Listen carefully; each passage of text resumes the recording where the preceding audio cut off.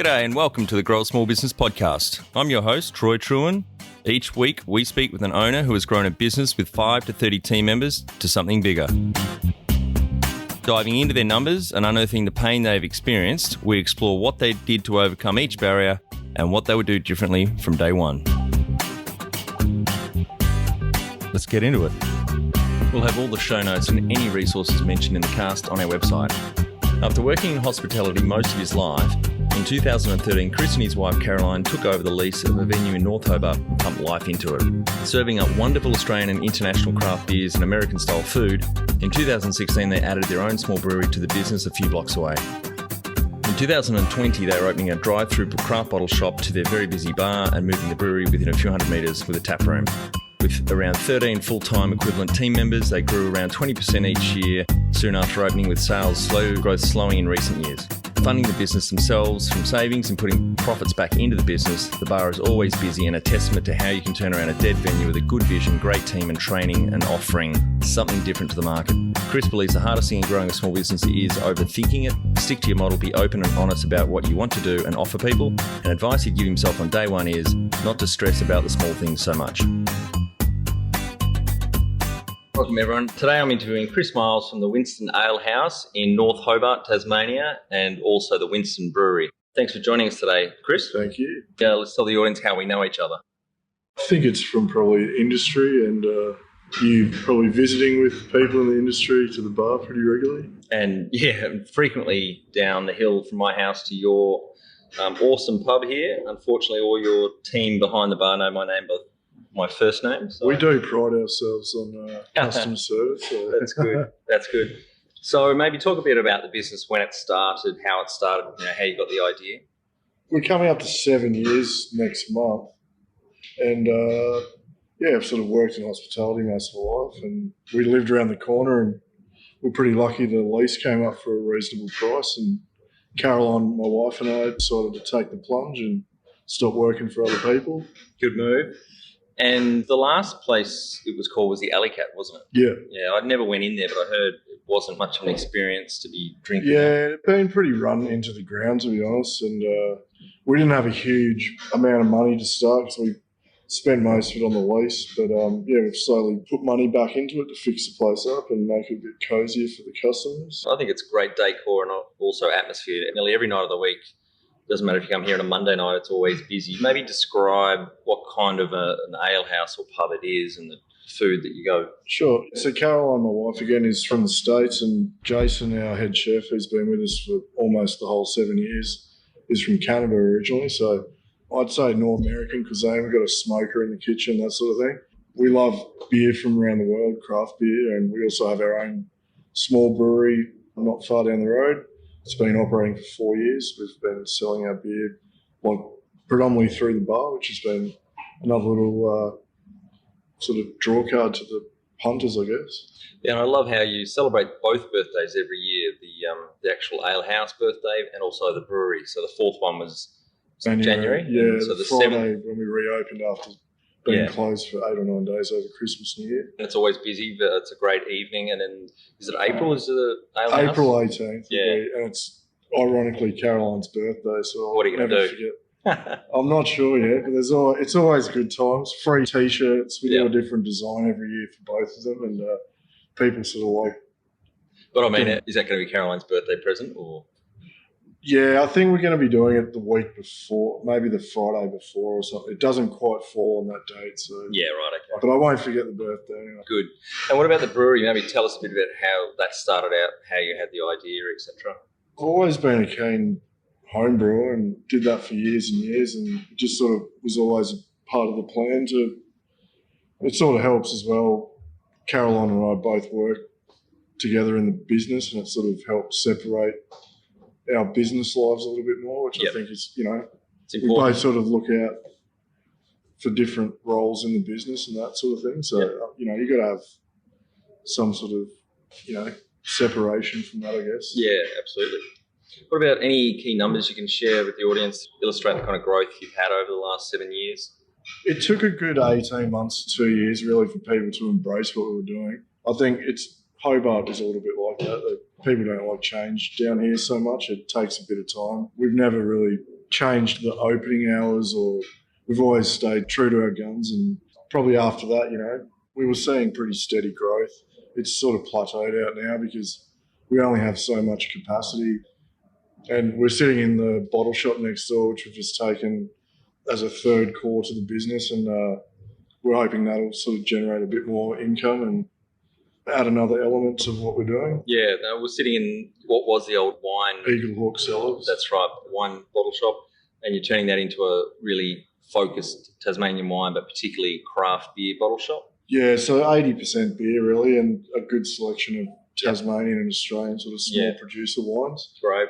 And what about that growth after the first 18 months? When it started to pick up, were you looking at percentage-wise growth, 10, 20, 30% growth for the next few years? Probably around 20, I guess. Yep. And then we were both working a lot of hours to keep the wage costs down and have money to keep reinvesting. There was a lot of stuff to fix up. But then obviously setting up a brewery, bit of a dint in the savings. But that sort of recouped itself after a few years. It is a small operation. And how old were you when you started Ale House 7 years ago? So I'm 42 this year. Yeah, I was about 35. Mid-30s, right? Yeah. So I became a publican at 35. Yeah. And across the brewery and the Ale House, rough numbers of staff now you've got full-time equivalents? I think we're around 20 or 22. So probably over the kitchen, and we're really busy on food. So probably 12 or 13 full-time equivalent if you... Yeah, it'd be around that. There's a few younger students that just maybe do a handful of hours after uni or school. And what about funding the business, both the Ale House and the brewery? Have you taken on investors or debt or taken any government grants? We were actually pretty lucky. We'd kind of saved up for it. But yeah, we don't really have any bank debt or anything. We just sort of worked really hard and just slowly kept reinvesting into it and trying not to spend too big on things that aren't necessary. I think I know the answer to this next question, but can you outline the most stressful point in your small business growth journey so far? I'd probably say it was opening the brewery. I probably could have waited a little bit longer, but I was pretty keen to get the ball rolling. And we hit a few hiccups on the way too. With a company that was basically went bankrupt and took 10 other businesses down with them. Yeah, that's what I thought you were going to say, because you ordered your equipment and paid a hefty deposit. And did you get that back? I ended up finding most of my gear, luckily. Another brewery in Cairns, Alan, the guy from Barrier Reef Brewing, actually found 2 containers sitting on the dock.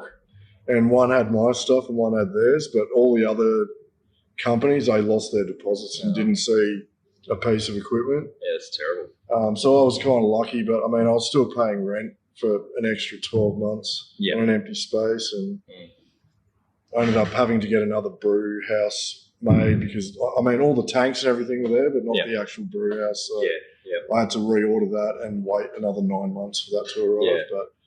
But I could do it with my eyes closed next time. I just should have been a little bit more wary of who I was dealing with. Yeah, that was probably the most stressful point when we still lost out probably 30, 40 grand in that process. Right. That was just in a deposit for the brew house. Yeah. And what have you had to work on the most at the greatest value in the business, do you think?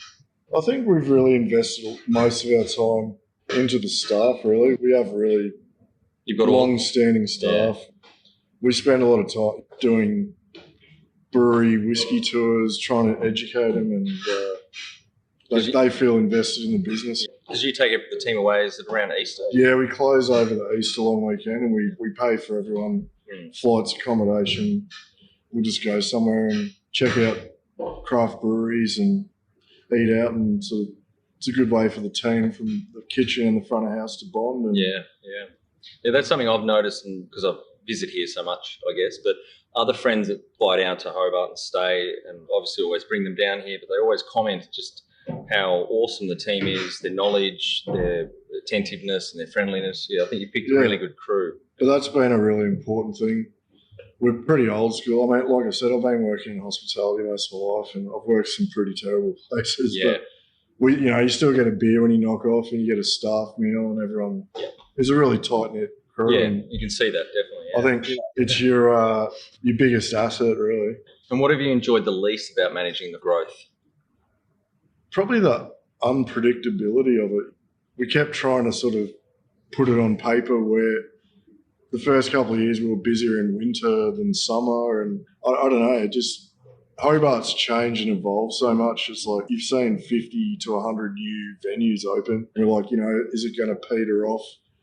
It just seems to keep doing its thing, but you just have a week where it's a bit quieter and you're like, is this finally the end of the honeymoon? And so that's probably the thing that I worry the most about. But generally, I think if we just keep doing what we're doing, people seem to enjoy it and keep coming back. So. Yeah.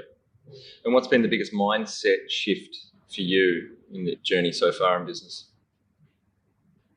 I'm probably definitely better at, Caroline does most of the accounting, but I think we've gotten better at managing our money and that being a bit more organised financially. And to be honest, that's probably, I think you can pay for a decent accountant really helps. And ours has been really helpful and kind of lets us know every 3 months sort of where we're at and what we're doing. And I think that's really beneficial to the business to know what's happening with your money.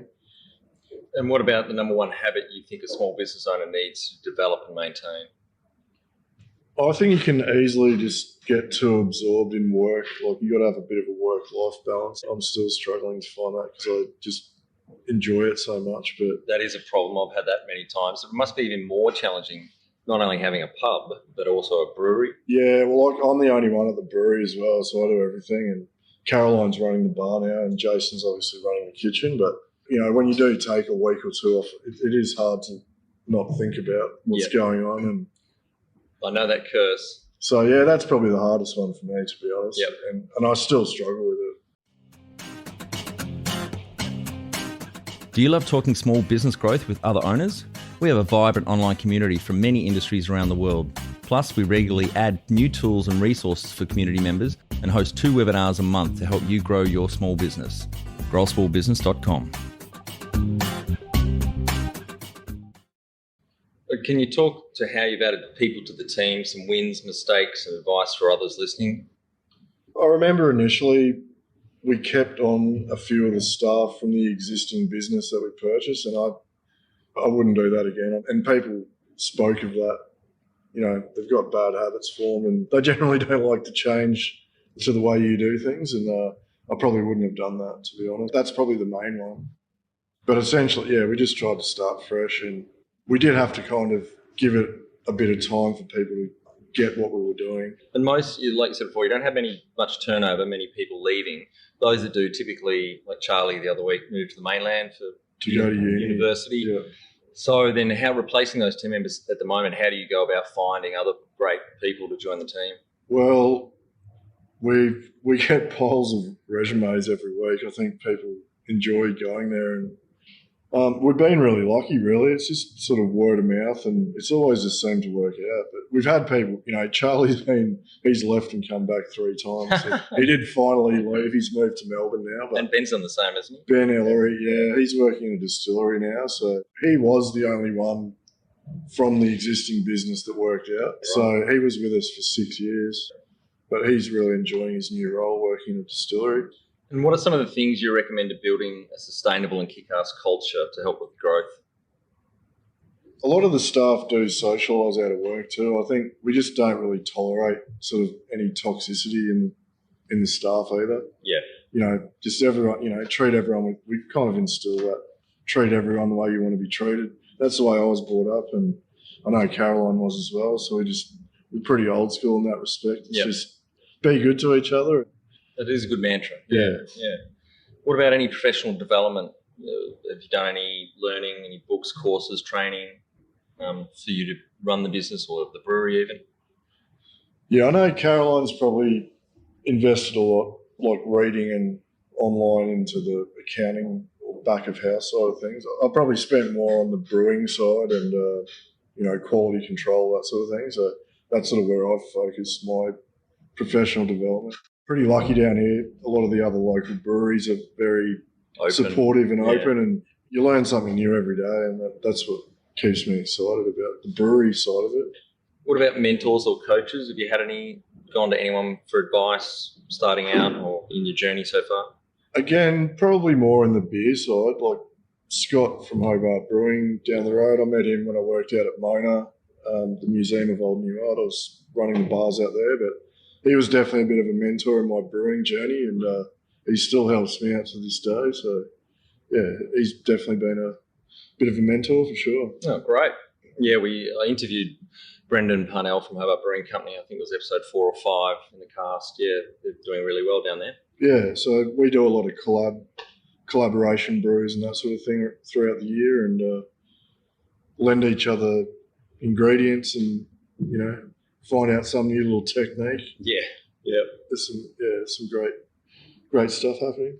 One of the final 5 questions. What do you think is the hardest thing in growing a small business? I think overthinking it maybe is the hardest thing. Like, again, like what I was saying earlier, we've just stuck to our model. We're not trying to mold ourselves to trends or, you know, I think you just got to be really open and honest about what you want to do and what you want to offer to people. You know, we've questioned it many times, like, should we change this, and this, and then we don't, and it still works. So, what about a favourite business book? Have you or Caroline read any books that have helped with the business? I've read a lot of American brewers' books on, like, how to start a brewery, and Ken Grossman from Sierra Nevada was probably one of my faves because they just started on some pretty ordinary gear put together from dairy equipment, and they started really small. Now they're like a $1 billion family-owned business. Yeah, they're the 3rd or 4th biggest brewery in America. In America, and they started early 80s from memory, and there was literally 1980 or I think it was 1980, and I think there might have been 10 craft breweries in America at the time, and what is there now, 5,000 or 6,000? Oh, I think it's 7,500. 7,500 now. So after 40 years, Sierra Nevada. And their pale ale is still the benchmark. It is. American pale ale. Everyone sort of it's a great puts beer. theirs on the same. And you would have met him a few times because he's been out to Australia. Yeah, good beer week in Melbourne. Yep. He's been out a few times for that. But it's pretty amazing seeing how they started on a similar size to me and grew it to this massive brewery, you know. What about any great podcasts or learning tools, online learning tools you've used for business? Again, I listen to a lot of brewery podcasts. Yeah, like which ones? Oh, there's the craft beer and brewer one I've been listening to recently. I've just kind of got, as part of the bottle shop we've taken over, there's a massive cellar. So I'm looking at starting doing some like mixed fermentation sour beers. So there's one called Sour Hour and Milk the Funk. They're 2 kind of mixed fermentation podcasts that are quite interesting. One tool you'd recommend to help grow a small business? Probably what I said before, like having a good accountant, someone who can actually understand the numbers, if that's not your... Not a strength, For me, I just find it incredibly boring. Like Caroline, my wife, is it. But I think having someone who can really nut out your projections and where your cash flow is and all that sort of thing really helps. It seems like an expensive sort of outlay, but I think long term you get so much out of it. Yeah, and well, it sounds like you two are a great match in the business sense there with, and when you haven't got that accounting knowledge or passion, I guess, between the two of you to find a really good accountant, totally agree. That's really important. Yeah. So Caroline did study maths and economics at university, so she's always kind of been drawn to that sort of thing. Definitely not so much the accounting of a small business. All right, last question. What would you tell yourself on day one of starting the business? I'd probably tell myself not to stress about the small things so much. I think you can just really get caught inside your own mind worrying about things that don't end up meaning much, to be honest. And just, find time for yourself. Don't just the business, 24/7. Like I said, I'm still trying to find balance. I'm just trying to have a few more days off and relax a bit more. Yeah, it's one of the issues with doing something you love so much is switching off and going to do something else. For sure. Do you have any other hobbies apart from making and drinking beer? Oh, sure. I play music. Not so much with people now. I used to years ago, but I have a drum kit and guitar and bass and stuff at home. Yeah. Bit of golf is all right. That's a good way to relax. Bushwalking, whatever. There's a few things I like to do. Yeah, Tassie's great for bushwalking. For sure. Yeah, perfect. Nice way to clear your mind. It is. Well, thanks, Kris. Thanks for your time today. I think the audience will get a lot out of that. And really appreciate sitting down with you. Thank you very much. That's it. Thanks for listening. Please leave a review in iTunes or whatever platform you listen to us on. It means more small business owners will find our cast and help people with their business growth journey. We'll have all the show notes and any resources mentioned in the cast on our website. After working in hospitality most of his life, in 2013, Kris and his wife Caroline took over the lease of a venue in North Hobart and pumped life into it. Serving up wonderful Australian and international craft beers and American-style food, in 2016 they added their own small brewery to the business a few blocks away. In 2020, they were opening a drive-through craft bottle shop to their very busy bar and moving the brewery within a few hundred metres with a tap room. With around 13 full-time equivalent team members, they grew around 20% each year, soon after opening, with sales growth slowing in recent years. Funding the business themselves from savings and putting profits back into the business, the bar is always busy and a testament to how you can turn around a dead venue with a good vision, great team and training and offering something different to the market. Kris believes the hardest thing in growing a small business is overthinking it. Stick to your model, be open and honest about what you want to do and offer people. And advice he'd give himself on day one is not to stress about the small things so much.